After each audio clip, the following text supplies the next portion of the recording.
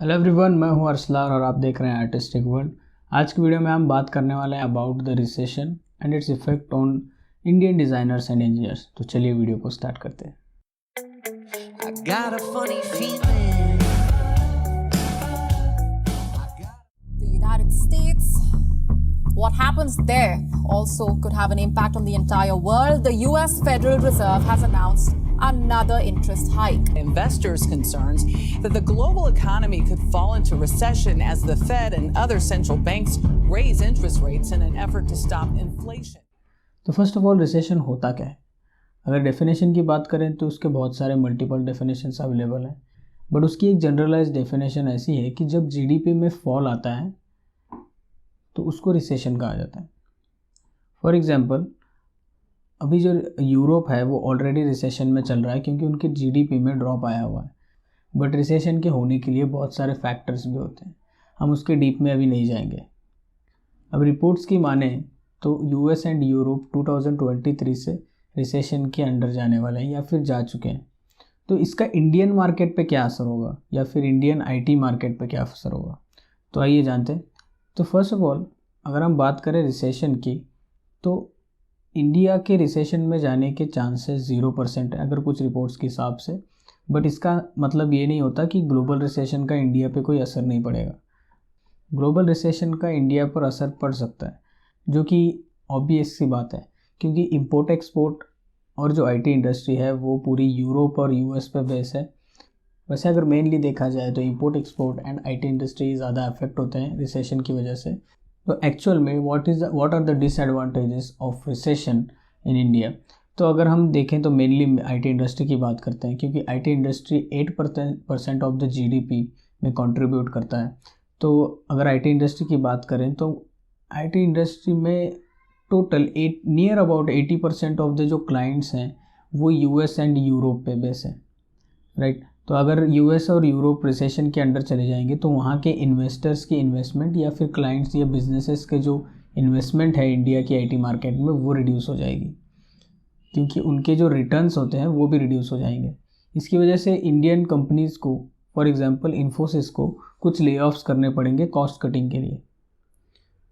ले ऑफ्स में क्या करेंगे, वो जो लीस्ट परफॉर्मेंस वाले जो बंदे होते हैं या फिर जो जिनका परफॉर्मेंस कुछ भी अच्छा नहीं है या फिर जो बेंच पे ऑलरेडी बैठे हुए हैं, तो उनको वो ले ऑफ्स दे सकते हैं या फिर सैलरी में कॉस्ट कटिंग कर सकते हैं, या फिर जिनके हाइक्स मिलने हैं सैलरीज में इस ईयर के एंड में, तो उनको हो सकता है कि सैलरी हाइक्स ना मिले या फिर बहुत ही कम मिले।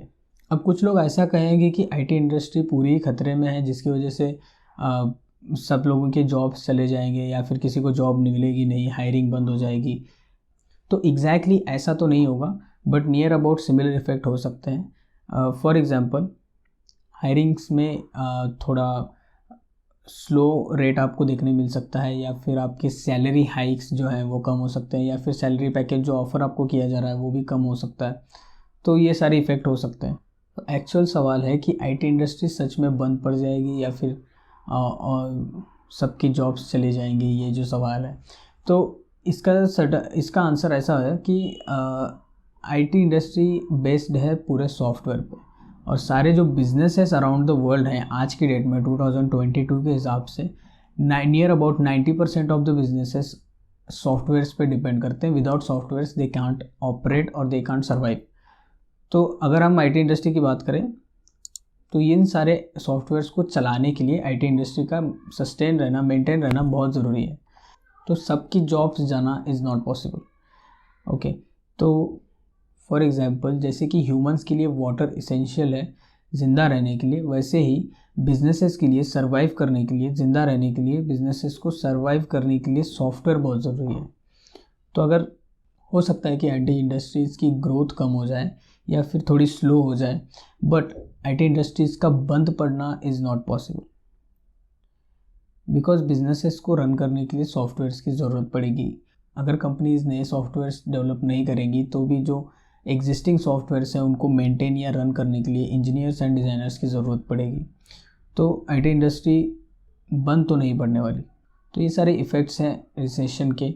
अगर हम अपने पर्सपेक्टिव से बात करें कि हमें क्या करना चाहिए in the time of recession कि हम सर्वाइव कर पाएँ या अपनी जॉब को रिटेन कर पाएँ। तो इसके लिए मैं आपको कुछ टिप्स देना चाहूँगा।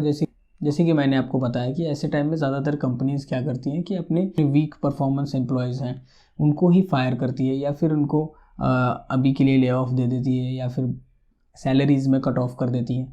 तो आपको क्या करना है, अगर आपका परफॉर्मेंस लो है, अगर आपको लगता है कि आपका परफॉर्मेंस आपकी कंपनी में अच्छा नहीं है, तो आपको आपका परफॉर्मेंस जो है वो इम्प्रूव करना चाहिए। आपकी स्किल्स इम्प्रूव करने चाहिए, आपको थोड़ी ज़्यादा मेहनत करनी चाहिए ताकि आप अपने जॉब को रिटेन कर पाएँ।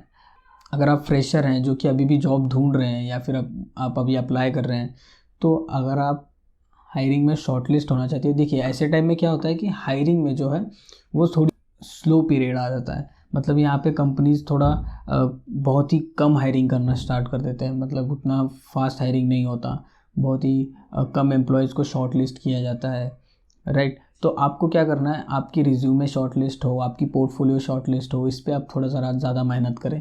आपको स्टैंड आउट करना है, और अगर कोई हो सकता है कि आपको कम पैकेज ऑफ़र किया जाए, तो आप अपने हिसाब से, खर्चे के हिसाब से पैकेज देख लीजिए। अगर आपको इफ़िशिएंट लगता है तो मैं कहूँगा कि आप अभी के लिए ज्वाइन हो जाए, क्योंकि ये रिसेशन का इफ़ेक्ट 1 साल तो रहेगा। इस टाइम में जॉब होना भी बहुत ज़रूरी है, अच्छी जॉब से ज़्यादा जॉब होना बहुत ज़रूरी है।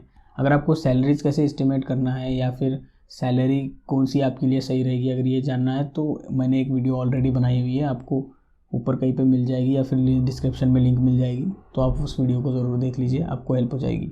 बाकी वैसे अगर आपको कंपनीज़ में अप्लाई करना है, अगर आप स्टार्टअप्स में अप्लाई कर रहे हैं, अब देखिए यहाँ पे 2 टाइप की कंपनीज़ होते हैं, 2 टाइप के स्टार्टअप्स होते हैं, एक प्रॉफिटेबल होता है, एक नॉन प्रॉफिटेबल होता है। तो रिसेशन के टाइम में नॉन प्रॉफिटेबल स्टार्टअप्स का बंद पड़ने के चांसेस बहुत ज़्यादा होते हैं। तो पहले आप थोड़ा रिसर्च कीजिए, अगर किसी स्टार्टअप में अप्लाई कर रहे हैं तो मेक श्योर कि दैट स्टार्टअप इज़ प्रॉफिटेबल, ताकि वो इस रिसेशन के पीरियड में सस्टेन हो पाए। तो ऐसे स्टार्टअप्स में ही अप्लाई करें, या फिर आप बड़ी कंपनीज़ में अप्लाई कर सकते हैं जहाँ पे शॉर्टलिस्ट होना थोड़ा मुश्किल होता है, बट आपकी जॉब अश्योर्ड होती है।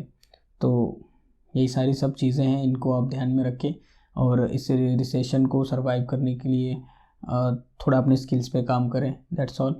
बस आज की वीडियो में इतना ही। अगर वीडियो आपको थोड़ी बहुत इन्फॉर्मेटिव लगी हो तो वीडियो को लाइक कर दीजिए, चैनल को सब्सक्राइब कर दीजिए, और अपने दोस्तों के साथ इस वीडियो को शेयर ज़रूर करना, ताकि सबको रिसेशन में सर्वाइव करने के टिप्स मिल जाएं, या फिर रिसेशन के बारे में जिसको नहीं पता है उसको पता चल जाए। और मैं आपसे मिलूँगा नेक्स्ट वीडियो में, तब तक के लिए गुड बाय।